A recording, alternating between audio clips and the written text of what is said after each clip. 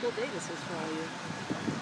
Well, it was a difficult day, but it was a celebration in so many ways. Just an opportunity to express to Vicki Johnson and the family how much we all care about the Johnsons, and how much we all care about Jim. And I guess maybe in some ways to thank Vicki and the family for sharing Jim with us all those years. And there was a lot of tears shed, but it was a celebration too. And then we're just having some laughs in there with Ike and Hugh and everybody else, and Dave Toll and telling stories, and Eagles players, the Eagles players. And very special afternoon.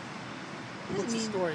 What's his favorite story, John? Came up. What was favorite one of the Jim Johnson story? Yeah, what was one of them? Well, there's so many Jim Johnson stories. I think the one I remember is always before the championship game when it was about 10 degrees below zero, and one of the players was, the players were getting ready to play, but one of the players was reading a novel.